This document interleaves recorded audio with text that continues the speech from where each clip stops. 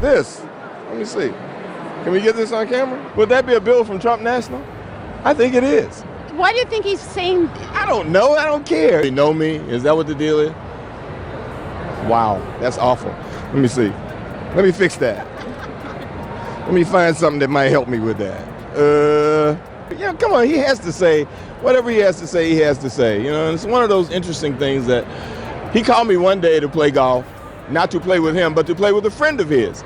And I went to play with that friend of his, and that friend of his turned out to be Bill Clinton. Imagine getting a bill for a golf club membership you never signed up for, from Donald Trump's club, no less. That's exactly what happened to Samuel L. Jackson. But here's where it gets juicy. He didn't just pay it quietly, he exposed it publicly in the most savage way possible. How did a single photo turn Trump's denial into a meme-worthy disaster? Stay tuned for the epic takedown. Little kerfuffle that you and Donald Trump are in. I just wanted to know, are you surprised that this has become a thing in the press? The things that need to be dealt with presidentially, he's worried about me saying that he cheats at golf, or that he doesn't really. But these are his exact words. I'm angrier now about it than I was then, just because I see these guys and I know these are the same guys.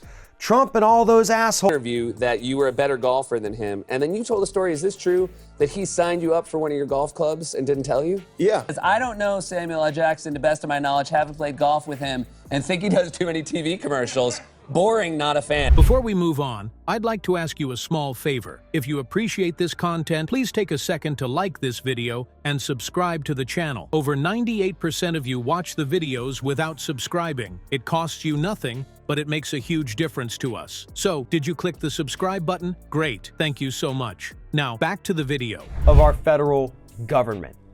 And Jackson, who grew up during the time of segregation in Tennessee in the 50s and 60s, understands a lot. Actor Samuel L. Jackson recently sat down for an interview with Esquire magazine, where he did not hold anything back when giving his thoughts on not just the current administration, but pretty much the Republicans at the top about what it means to be oppressed, what it means to be treated as not quite a human being.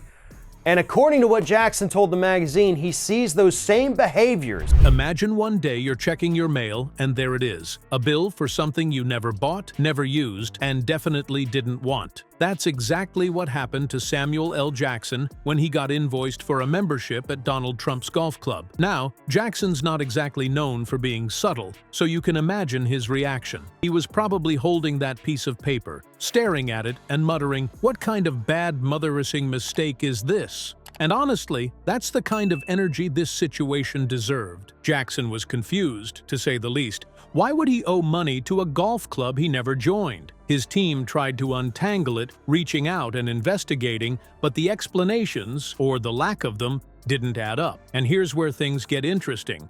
Some reports have suggested that Trump's businesses have a history of this kind of shady behavior. And I see it today in these Republican leaders. You hear it in Trump's voice, you hear it certainly in Mitch McConnell's voice. But that's not all. It's not just the, deep-seated racism that's within these people. It still exists. And for somebody like Samuel L. Jackson to come out and say, I've lived through this. I went through this. I was on the receiving end of it.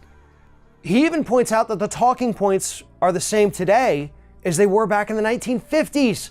Because he said back then, you would have these white people saying, oh, whites are going to be outnumbered soon. We're going to become the minorities and the blacks are going to take over.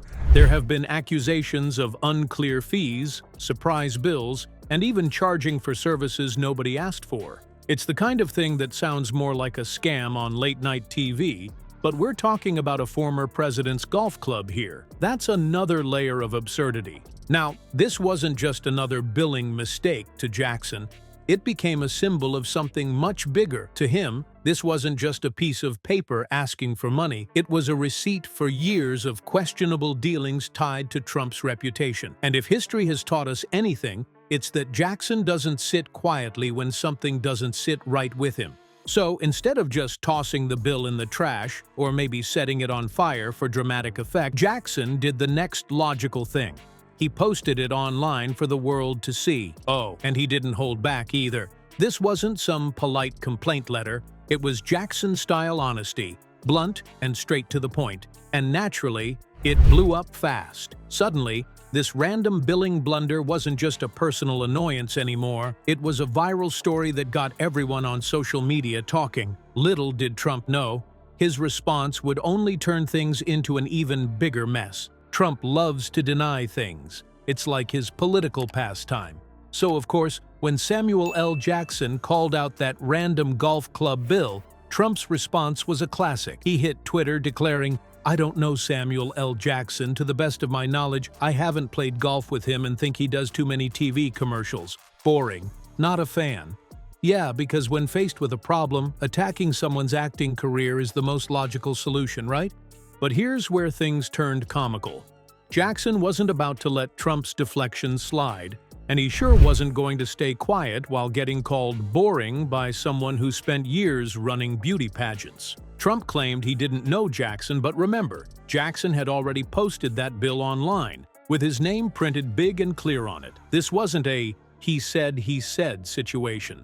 The evidence was right there, in bold letters, and Trump's denial suddenly looked about as believable as his old hairline.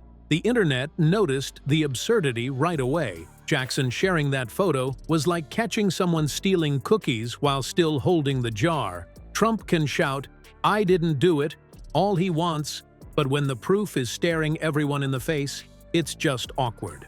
Social media had a field day with this one. The memes came rolling in, mocking Trump's denial. Someone even joked that Trump probably thinks he's never met Jackson because he only remembers him in the eye patch as Nick Fury. And let's be real, this wasn't Trump's first attempt at denying things. The man has a playbook: deny, deflect, and distract. But that strategy doesn't exactly hold up in the age of screenshots and instant viral receipts. Jackson's single post didn't just shut Trump down, it turned him into a punchline. People loved it. They cheered Jackson's two-step takedown. One receipt, one Instagram upload, and boom, instant chaos for Trump. Yet this wasn't just funny. It also proved the power of simple truth against loud dishonesty, something Jackson seemed to know all along. This wasn't just about a golf bill, it was about shining a light on hypocrisy. Samuel L. Jackson didn't just post a photo, he exposed a familiar pattern. Trump's billing tactics, which might seem like a small error to some, symbolized a bigger issue: the lack of transparency tied to his businesses. It's a reminder that even a single receipt can spark accountability in ways we don't expect. And if one piece of paper can create this much chaos, you have to wonder, what else out there might unravel the carefully packaged image of the powerful? Transparency clearly isn't overrated.